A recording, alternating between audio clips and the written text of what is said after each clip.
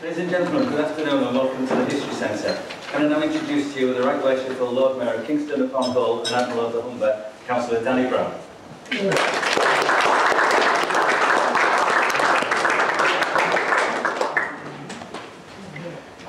Right, here we go. Yes. As you know, the Dalton family played an important role in the commercial and civic life in Hull during the Tudor period. And one of our foremost historians of Tudor Hull, Helen, who I believe is over there, yes, will be telling you more about this later on in the afternoon. And can I please give my apologies, Helen, for not being able to stay for the whole of your talk. Unfortunately, I've got to be somewhere else. I believe that the first Dalton to be mayor of Hull was John Dalton in 1487. And he went on to serve 2 further terms in the reign of Henry VII. And it's not very often now a Lord Mayor gets to serve more than 1 term. And I can quite believe that really no one would want to serve more than 1 term. The outgoing Lord Mayor did over 800 civic engagements in his year. It's quite a lot to do. The Lord Mayor's chain of office, which I've obviously got around my neck, is based on the one donated to the city by former Mayor Sir William Knowles in 1564. And among the first mayors to wear it was Robert Dalton in 1567. And some of the links around my neck this afternoon were around Robert Dalton's nearly 450 years ago. So that's quite something. And obviously, as I said before, I'm very happy to meet you. I hope you have a very interesting time and here in Hull and East Riding. And once again, just thank you very much for giving me the opportunity to be here.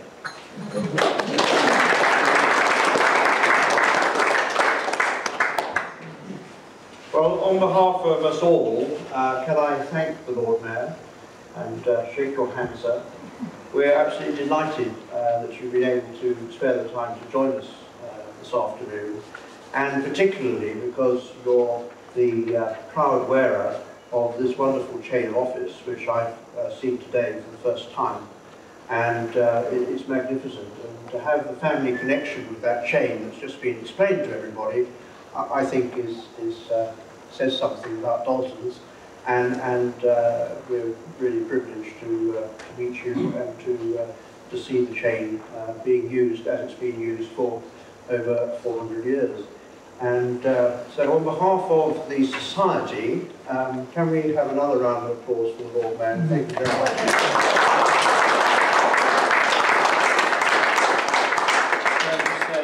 One of the honours of actually being Lord Mayor and wearing the chain like that is to look back at the history. And when you think of the people who've worn this and have been in this position, it certainly is an honour to, Yes, I believe in something I read, which was written by the father of James Dalton, who is here, Major General John Dalton. He wrote an article in our journal back in 1974 about the history of the family. And I believe that in the days when the Daltons were wearers of this chain, there were penalties if they failed to wear it. Wear your chain. There could be some penalty waiting for you. What I found interesting of the Lord Mayors at that time as well, they had they were responsible for certain things, particularly as the Admiral of the Humber, and they could lay levies on ships that came up the river. And they often took part in the chastisement of people who behaved badly on ships and what have you. And finally, the Lord Mayor at the time as well was eligible for all the flotsam and jetsam that came up and went down with every tide.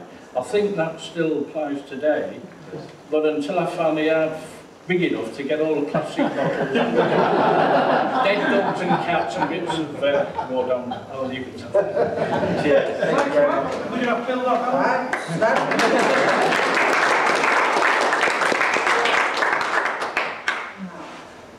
Everybody says small prayer to Bill Gates, and we'll go. Yes! Excellent, I'll kill the lights. Thank you. Okay. And this. Oh yes, a little pink thing comes. Good. Right, this is a map by a man called Václav Holler from Bohemia, about 1640. He's known in English as Wenceslas Holler, but I doubt you could recognise that. It is, as you can see, the town of Hull. You can tell that because it says so at the top. This is a perspective, a view at the top. We are somewhere around there. Yeah? That's where we are now. So we are just outside the ancient walls. And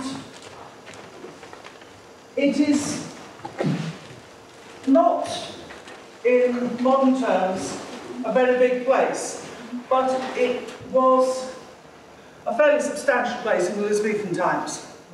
Now, it was a walled town, and it had been created by order of Edward I as a bastide town. That's with a grid of streets and an encircling wall. Its purpose, as far as central government was concerned, was as a base camp and a supply depot for war with Scotland. And this was still true in Tudor-Stuart England, although by then Hull was also an important part of the export and the coastal trade, which provided customs revenue for the Crown and had a merchant fleet which provided sailors for the Navy Royal. Now, I'm used to lecturing to assorted students. What I say to my students is, if at any time you don't understand something, stick your hand up, because I need to know now rather than at the end when there's no time for me to get it right. So please, don't be shy about interrupting me. I like being interrupted. Okay.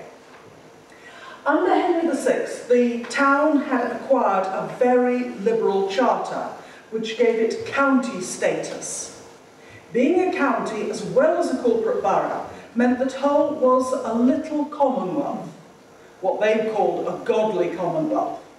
And its elected officers were able to give and withdraw permission to live and trade in the town. And they were also justices of peace. Under Henry VIII, they lost, temporarily, a lot of their freedom. Being at war with Scotland, the king took an interest in the town and imposed his own choice of mayor and quartered a garrison in his newly built castle. And this is the... Does it work? It's vague, this. Sometimes it works, sometimes it doesn't. I hate it. You can see the castle running around the top. It's just, effectively, it's a wall and 3 blockhouses. Amongst other things, the king's military governor demanded and received the keys to the town gates. After the war was over, the town took on the care and control of the castle again, and they recovered their independence. Now, here is something from the state paper. It says Public Record Office. It's the state paper. These are from the state papers. And you have here, oh, it's working again. You have here, that is Thomas Dalton. That is Robert Dalton. That is Robert Dalton Sr. It's the first Robert Dalton, who was, in Elizabethan terms, who was an alderman.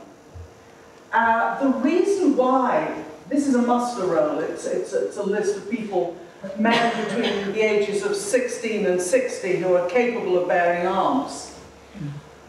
It's from 1559. Now, the reason that there's so many gaps is that there was an order of precedence among the aldermen, but they didn't sign in the right order, so they would make an assessment about where they should sign, and then added their signatures somewhere between Hugh Hall and James Clarkson. There's been a bit of confusion, I think. Anyway, there we are. There are some of the Dalton signatures from the beginning of the reign. Okie dokie. Now, the town was governed by a small group of merchants who held the posts of chamberlain or town treasurer and sheriff, and then rose to be aldermen. There were at first 11 and then later 13 aldermen, and once elected they served for life, even though if they became too sick or were forced to live elsewhere, they could get permission to retire, sometimes on payment of a fine. Every year one of them served as mayor, and this is why you get people who live to be an alderman for have 30 years as an alderman. Their turn comes round 3 times. So all of the aldermen who lived, and an awful lot of them did, served 3 terms as mayor. And this is unusual, but it is unusual to Hull. They brought in a rule sometime just before Elizabeth's reign, which said that after 3 you were excused any further mayoralties. But it's amazing how many people did serve 3. Now, the bench of the mayor and the alderman had authority under the charter and within the laws of England. They could rule the town. But these elections were not as open as you might imagine. The candidates were selected by the existing alderman. So, it was what is called a self-perpetuating oligarchy. If you were nominated and elected, you had to serve, though in practice you could often buy yourself out. Obviously, this meant that the aldermen were choosing as candidates men of whom they approved. The candidates would also have to be acceptable to the state. That is, in Elizabethan times, they would have had to swear that the Pope had no jurisdiction in England. This was called being sworn to the supremacy. Now, the voters were the freemen of Hull, perhaps a quarter of the adult population. Although I personally believe that the electoral turnout was very low indeed. These freemen of Hull, or burgesses, were admitted to their freedom in one of 3 ways. By patrimony, that is, they were born the son of freemen, by an apprenticeship to someone who was a freeman, or by paying a fine. Now, by fine meant that at times the mayor and alderman would admit useful people to be burgesses. This was entirely at their discretion, and the price varied between 20 shillings and £20, or even for free as a reward. This freedom of the town, which was the right to trade in Hull, could also be removed by the mayor and alderman, and it was this right that enabled them to control the town. It was a right that was respected by the national government. People appealed against disenfranchisement, and they always failed. Now, Hull was different from the majority of English corporate boroughs in that it had such a small, tight ruling group. There was no large common council, as there was in practically every other corporate borough. It also seems from the tax returns, National Archives E179, my constant companions, from the tax returns that the wealth of the town was in remarkably few hands. There were the rich merchant shipowner families, many but not all of which provided aldermen, and the rest who were fairly poor. Now, the pattern, I'm sorry, I've got to give you the background, otherwise what follows doesn't make sense. The pattern of these aldermanic families seems to have been that the merchant aldermen came to Hull, made their pile, and got out. And their grandchildren, if not their children, would have property in the county and be gentlemen born. Becoming a gentleman was nowhere near as good as being gentleman born. The idea that someone with a knighthood and a country house is more worthy than a man with a decent job is both unchristian and deplorably common then as now. There were very few aldermen whose sons became aldermen. The political inheritors of the merchant aldermen were their apprentices. So you get a large number of aldermen whose apprentices later become aldermen, but their sons don't. Now, these apprentices would then hope to leave a country estate to their children. And into this, we have the Daltons, who quite frankly don't fit. First, they have far more surviving sons than anybody else. It's a great problem to me because they don't seem to have nearly enough Christian names. I mean, everybody is called Thomas, Edward, Robert, or John. I mean, it gets out of hand. We have therefore at least 3 generations, possibly 4, of second, third, and fourth sons who are striving to make their own trading fortunes. The second problem is that they do not connect with the other aldermanic families. Aldermen married, at least as their first wives, sisters of other aldermen. Their second wives might be daughters of country gentry, because by that time they'd made their money. But their first wives were the sisters of their fellow aldermen, the daughters of their fellow aldermen, not the Daltons. The aldermen's sons were apprenticed to their father's friends and business partners. Even where they could have claimed their freedom of the town by patrimony, they usually did it by apprenticeship. The Dalton boys, all but one, claimed by patrimony, and that one was apprenticed to another Dalton. The Daltons did take on apprentices themselves, although not from other aldermanic families. Further, in the Hull parish records, I have found only one marriage by a male Dalton. It seems that the Daltons were not marrying within Hull. Their brides were not resident in the Hull parishes. It's true that the first wife of Thomas Dalton was from an aldermanic family, but the record hasn't survived. My view is that this is all a problem of religion. Even those Daltons who were aldermen and swore the oath of supremacy against Catholicism were suspect in religion.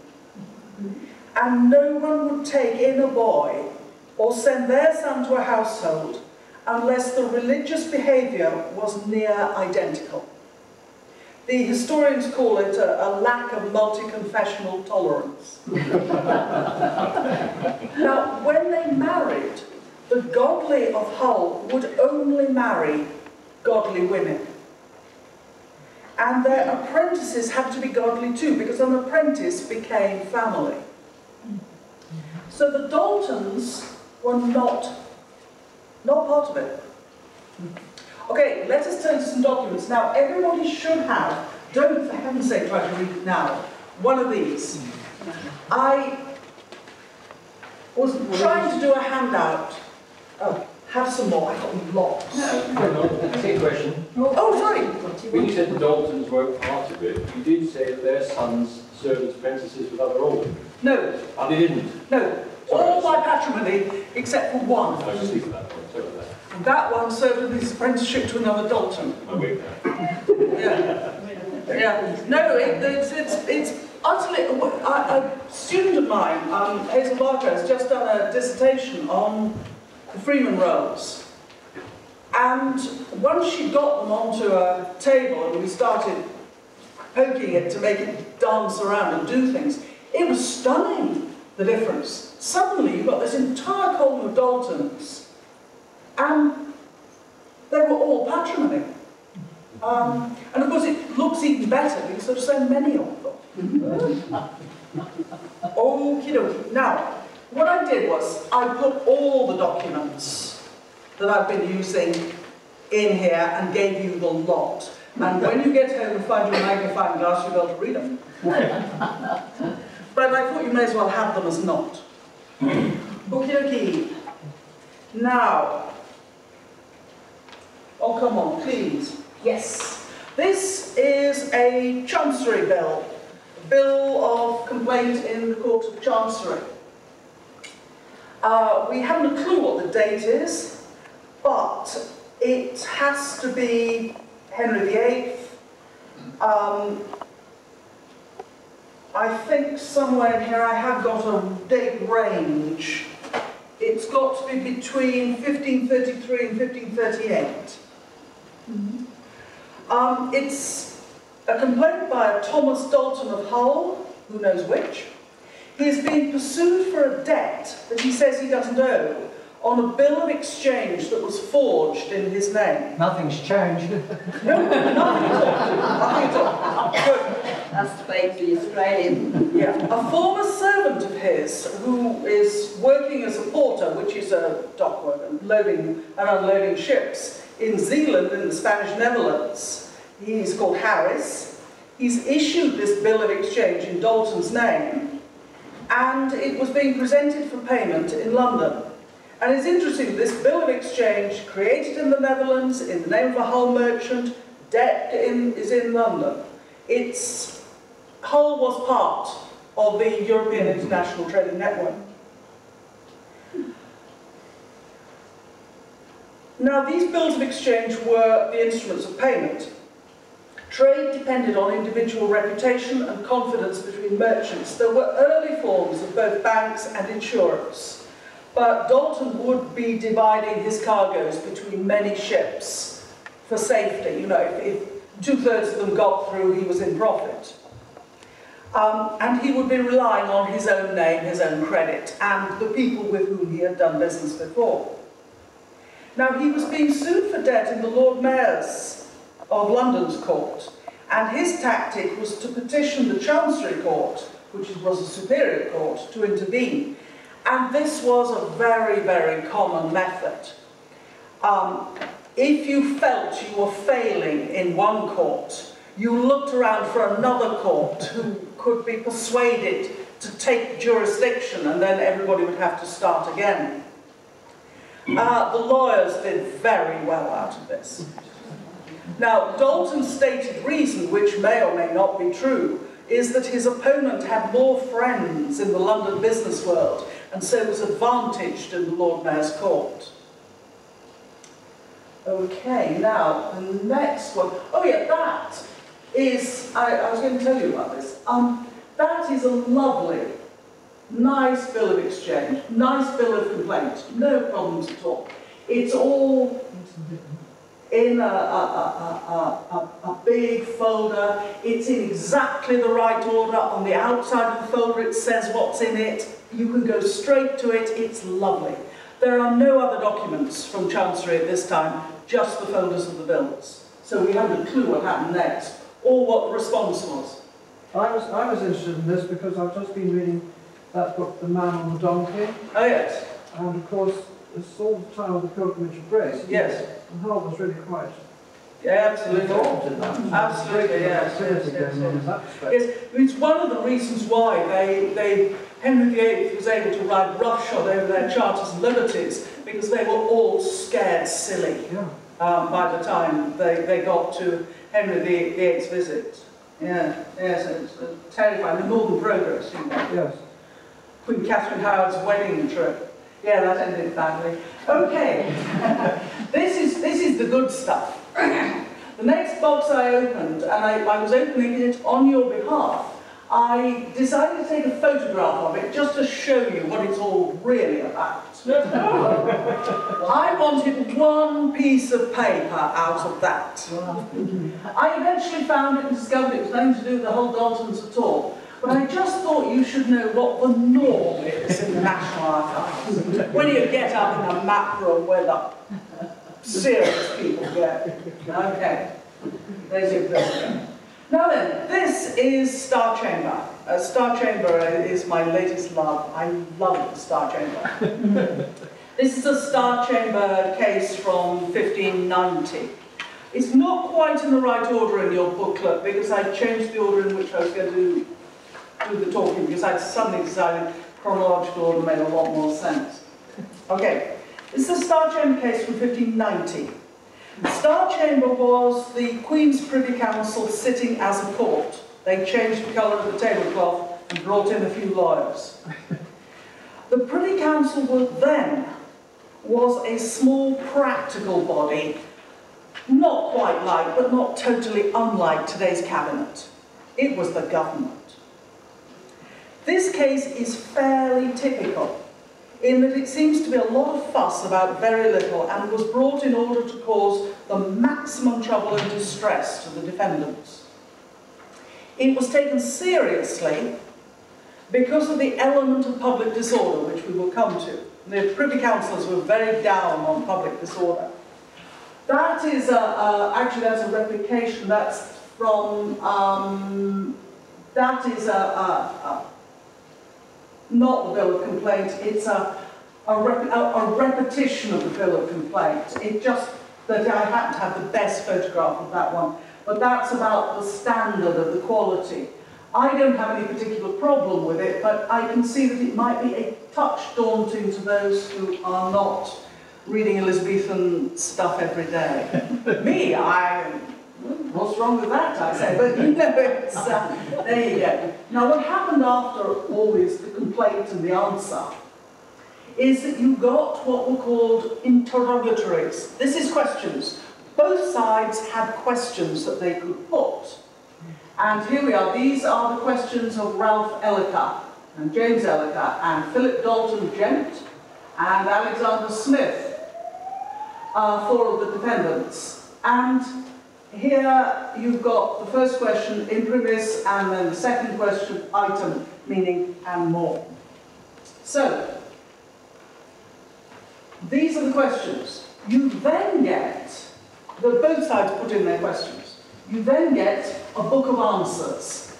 Now, the book of answers were taken down verbatim. There was a clerk, he listened to what was being said and he wrote more or less the sense of it. Sometimes you get something which is really sharp and is obviously the very words used, especially if it's a quotation. But mostly, I mean, you can see here that you've got corrections and sortings out. But it was in a book format. Now the trick is, especially as the Star Chamber is in complete chaos, Star Chamber Elizabeth, and these may be in very separate boxes, the questions and the answers. The trick is finding the questions and the answers and putting them together. This case happens to be rather good because they are actually pinned together. But sometimes you can have a great deal of fun finding it. Anyway, that's the technical stuff, which I find fascinating. There you go. I'm a sad person. Okay. Now, the story. Elizabeth, the daughter of a Thomas Dalton, but it was the big merchant Thomas Dalton of the early part of the reign, who had married a vastly inferior, in money terms, merchant of Hull, called Walter Cave. And the only reason I found this case was because there are three names in it.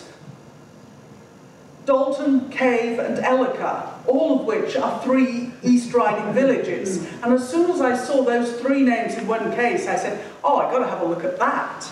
There is no other way of finding things in Star Chamber. Okay. Elizabeth had married Walter Cave and lived in Hull with her husband and infant son, and in the household was also her widowed mother, Anne Dalton, and a maidservant. One of Elizabeth Cave's brothers, Philip Dalton, wanted to visit his mother, but was prevented by Walter Cave, who would not let him into the house, on the grounds that he was a Roman Catholic, or in the language of the day, a papist. Various brothers-in-law visited together to try and change Walter's mind. And there was, at the very least, an armed scuffle in the house. They came to daggers drawn. Elizabeth Cave seized her infant child and with the maidservant rushed into the street crying, "Help, murder," which put the whole thing into the public domain. Now, we can see from the bill of complaint and the questions to the witnesses that Walter Cave is attempting to prove riot. There were 4 or 5 of them. They were armed. Okay, not very armed, but they were armed. They had made plans. It was planned. They had connived. They put people into fear. Witness his wife and the maidservant. Blood was shed. His head was cut during the scuffle. Yeah. Now, it all started as a Hull matter, and the mayor thought that he had made peace between them. Because once they'd run out into the street, of course, it came before the mayor, who tried to sort him out. He thought he had. But for some reason, Walter Cave decided that he wanted to take it further. Now, if a man gave you a fence, and you were French, you hired bullies to lie in wait and kill or maim him. In England, if a man gave you a fence, you made a Star Chamber matter of it. And this is what he did. There are about 39,000 Star Chamber matters in Elizabeth's reign. Oh, I've said all that about the National Archives. Each one is full of details. We get here a small picture of the Cave's domestic life in Hull. They had a parlour in which the family used to dine and sup. There was no wine ordinarily kept in the house, but the servant could be sent to fetch some. We find it claimed that Elizabeth Dalton had married Walter Cave against her family's wishes. Now, there are also 2 Robert Daltons in the story. One is an alderman of Hull and a witness to part of the process before the mayor. He says he thought that the violence was not premeditated. The other Robert Dalton, who doesn't appear but is spoken of, is with his wife a prisoner in York Castle for keeping a seminary.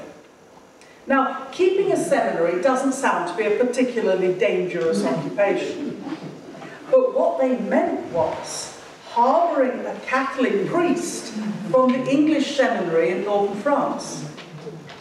Now, this is another reason why the Privy Council might choose to hear this. Because if one member of the Dalton family is up to no good, then it's perfectly possible the rest are. Philip Dalton is not allowed into Walter Cave's house because of his religion, and his near kinsman is in prison for religion. The Pope had freed the English from their allegiance to Elizabeth. The first Spanish Armada had failed only 2 years before. England was at war with Spain, and the seminary priests were seen as traitors and subversives, if not terrorists. Now, we are here only 15 years from 5/11. I should say we have no... Hang on a second. 5/11, who's not with me? I'm not with you. Right, somebody tell me, what's 5/11? I'll find out. The July bombing. Okay. Yeah, the early modern historians after 9/11 took to calling bonfire night 5/11. Altogether a much more important event. Okay, now we have no idea how this case ended. The verdict books have gone. A lot of people are trying very hard from letters and things to find verdicts, but it's not going to be done in my lifetime, I don't think. Okay. We now come to an account that is probably familiar to some of you, the trouble at the mills.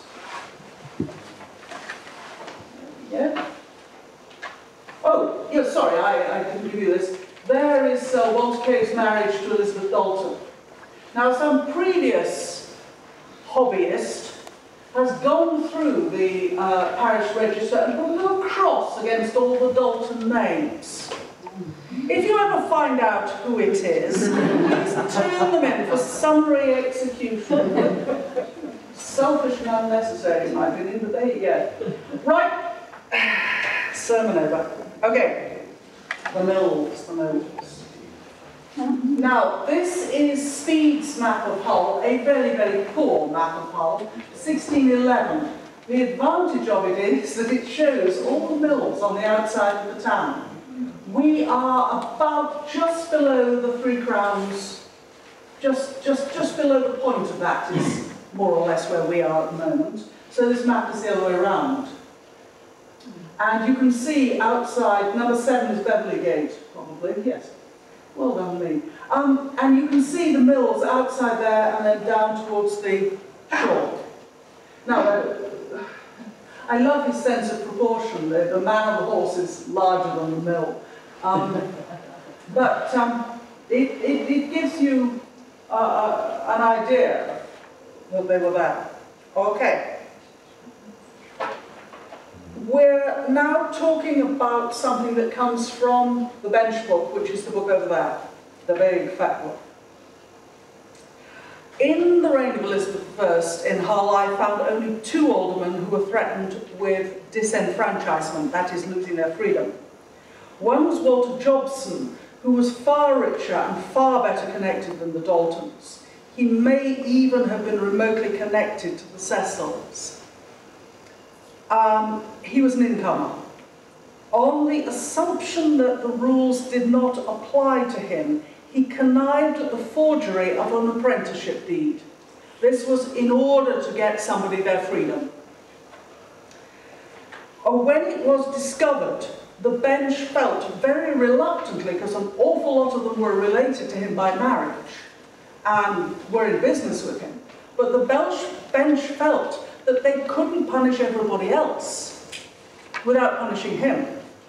And they had no choice but to strip him of his freedom of the town, and he ceased to be a part of the town government forever after. Although he was allowed to buy back his freedom to trade after a few years. Now, the Dalton event had a very different ending. Alderman Robert Dalton was a merchant with very many business interests, including a near monopoly of the ownership of the local corn mills. Now, you would think that this was actually outside the town, this area, outside the walls, so not part of their jurisdiction. In fact, the charter of Henry VI had given them a great swathe of the north bank of the Humber to safeguard their water supply. So there was Hull and there was Hull Shire, which they also controlled. Nothing to the east or to the west. Now, milling, like all trades, was subject to regulations on price and performance, and Robert Dalton's mills had been breaking all the rules.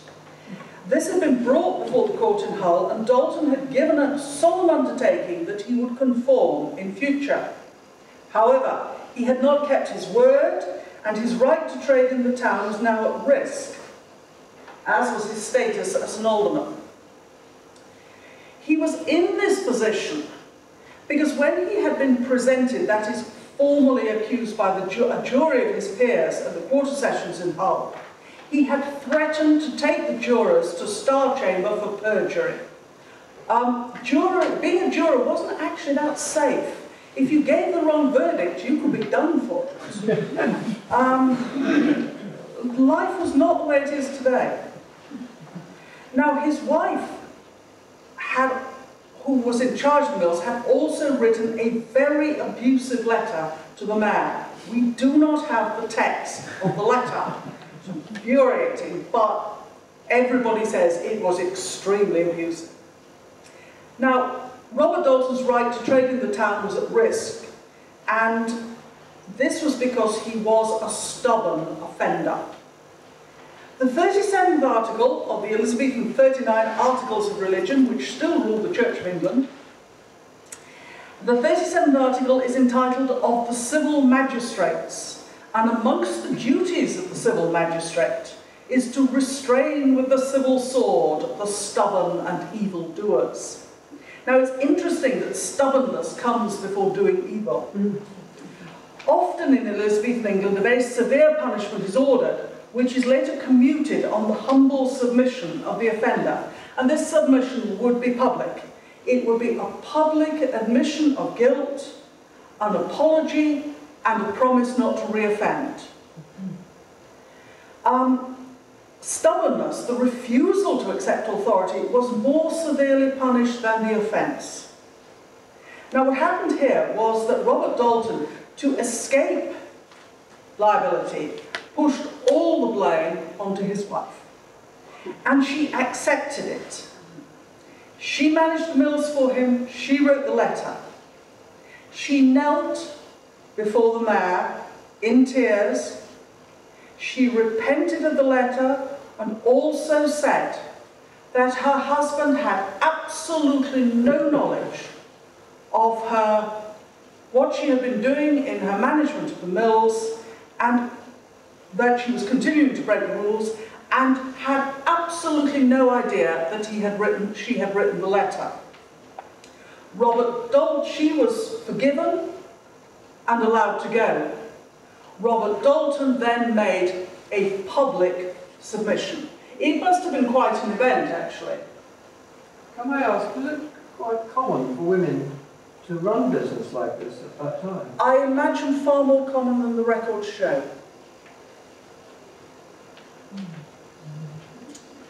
This is the problem with women, they're practically invisible in the records. And it's only occasionally that someone like Mistress Dalton pops up, and you know, the Christine Hamilton of her day, and starts writing abusive letters and is revealed to be a businesswoman in her own right. But you know, I'm not a women's historian. I'm really not. There are an awful lot of books written on exactly that topic, and I mean, all you can say is there was a lot of it about. Really. Well, that's all I think you can say, but other people have other ideas. Okay, in fact, I'm going on to discuss this. There is something to be learned here about the public and private roles of women. Mistress Dalton was literate, she was trusted to manage part of her husband's business, and she was so much involved in it that she would write rude letters when her methods were challenged. And yet, she was not brought to account publicly. This is because she was married. She was a femme couverte, a woman covered by a man. She could not own property or act independently, so her husband was responsible for her. I mean, this did not include murder, she would be hanged. It didn't include keeping a seminary, she would be imprisoned. But in business, she was not acting for herself. Of course, what we don't know is what actually happened. It seems unlikely that Dalton was totally ignorant of his wife's actions. It was extremely convenient for him to be able to be ignorant. It was convenient for his fellow aldermen to believe him to be ignorant. They had the power to expel him. They did not want to use it. The unity of the bench of aldermen was very important. They acted as one. Over and over again, you hear the clerk writes, by one assent and consent they decided. And they try as far as possible to be completely unified. It's not always possible, but in Hull it was far more often than not. Right. We are moving on to the last Dalton document. I came across this in the process of research into Elizabethan state papers and trying to reconstruct the bundle orders. The unit of filing for the Elizabethans was the bundle. And what's happened is that the National Archives, in their guise Public Record Office, wrecked all the bundles and put it into what they thought might be a good date order. Hasn't worked, but there you go. The Historical Manuscript Commission, when looking at the Cecil papers, which is where the other document is, did the same, except that the Cecil papers have a completely separate order, which is known only to God and the Marquis of Salisbury's archivist, which does maintain some of the bundle order. And I was trying to get some of these bundles together. And I turned over a page and there it was. And being a Dalton thing, I thought, whoopee. This is not the original. Oh, sorry, this is a late Dalton, Robert Dalton. Now, just this, the intention of this was just to show that Robert Dalton was still active in 1599. So 9 years later, he's still on the bench. So obviously, humble submission worked. Okay. Yeah. Oh, we're going to put. No, that way. Yeah. Now, as you can see, this is at least 100 years later. Well, give or take. The original has gone, a copy remains. This is not desperately unusual. When there were no photocopiers, people made copies of documents that interested them or that they thought would be useful. And sometimes they would pay whoever owned the document or controlled the document to make a copy for them. And sometimes the copy stayed and the original went. How good a copy it is, we will never know. That's the other thing you have to be resigned to as a historian. There are some things you are never going to know. Now, there seem at first glance to be three main Elizabethan Dalton groups, which all relate to a village called Dalton. One near Durham, one in Lancashire, and one in East Riding. Now, this was a London Dalton, but presumably came from one of those three groups. He has a brief biography in the History of Parliament, but they don't seem to have worked out where he came from. Now, this Dalton was a lawyer and a regular member of Parliament for different constituencies. Parliament was not then what it is today. It was called at very irregular intervals. The sessions were of uncertain length, sometimes quite short, and the constituencies were not particularly representative of the country. Hull had 2 seats and sent whichever aldermen were suitable and willing to go. Some towns like Beverley, for example, allowed their seats to lapse. Other places allowed their members to be nominated by great men. There were no political parties, but the government managed business by putting its friends into seats. These were people favourable to the true religion and this state. It is the equivalent of Margaret Thatcher's One of Us. Favourable to the religion and this state. This is the Privy Council's definition of them. The Queen would have had a completely different definition. If you want to look for political parties or opposition, you want the Privy Council on one side and the Queen on the other. The tension between them was the thing that lasted all the way down the Rhine. Now, Thomas Dalton, who sat twice for Hull, has left absolutely no mark on the records of Parliament apart from his existence. So, Helen, what date are we talking about? Thomas Dalton, sort of middle of the reign. Yeah.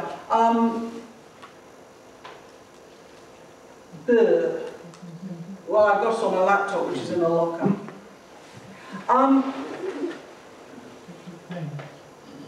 The Hull gave lists of instructions to its members of Parliament. They very rarely included anything to do with parliamentary business. The only one I can remember is to speak in the Parliament House against Dover Pier. There was a levy being made to pay for Dover Pier being renewed. This is the result of the London earthquake. But, and everybody was speaking against Dover Pier. They were fed up with paying money for Dover Pier. It brought them no benefit at all. And the rest of it was all about paying money, receiving money, making arrangements about the salt monopoly, talking about this, talking about that, talking about the charter, talking to other towns, talking to businessmen. There was a whole list of things they wanted their MPs to do, but they didn't include anything to do with Parliament. Now, John Dalton, the man in this James Dalton, I'm sorry, the man in this document was a London lawyer, and he sat 3 times, each time for a different seat, as far apart as Lancashire and Devon. His seat seemed to have been found for him by William Cecil, later the First Lord Burghley, and Dalton would have been expected to work at pushing forward government bills. That's why he was found the seat. Now, from the parliamentary record, he was also very busy in religious matters that came before Parliament. And he was very much on the Protestant side. He had been expelled from one of Queen Mary's parliaments for this very reason. Now, the 2 documents that we have, of which this is one, the other one I can't get a picture of because it belongs to the Cecils. The 2 documents are a copy of an excuse by James Dalton, which is this one, and a memorandum by William Cecil, although not in his hand. James Dalton, on one occasion, went too far and denied that the Scottish crown had any rights of succession to the English throne. Now, the future James VI and First had just been born, and someone had hailed him in print as Prince of Scotland and England. James Dalton took exception to this in Parliament, and Cecil would have agreed with him undoubtedly. Point was that at his birth it was assumed that he would be raised as a Catholic. Nobody thought of him as a future Protestant monarch.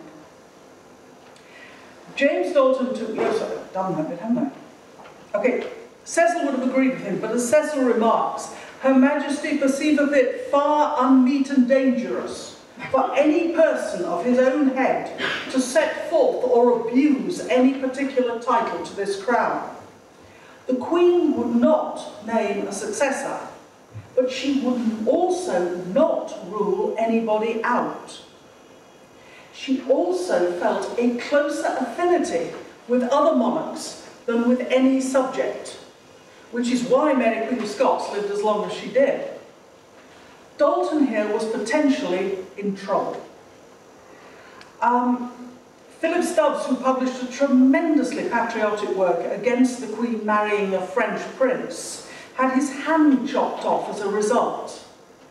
But Dalton managed to excuse himself, and the Privy Council felt able to overlook it, and being a client of Cecil probably helped. Now, back to Hawaii. There's a lot here, there's a lot more in the booklet, and if this does get published in your journal, which I understand it will, I will add a small reading list if anybody wants to go further. Probably won't mention Dalton's, but it might be quite interesting on Elizabethan life. Now, what we've seen here is some trade, some religion, a little family domestic life, some town governance, and some high politics. A historian of Tudor times writing about 1800 described the first 2 Tudor kings as excessively sanguinary, and that could be applied to the entire Tudor-Stuart period. Henry VIII has been compared to most of the famous tyrant dictators. I'm sorry, that should be infamous tyrant dictators. And Queen Elizabeth was never a benign monarch. It was a time to rise and make money, but it was also a time when one could fail and lose everything. And all I can say now is I really hope there are some questions.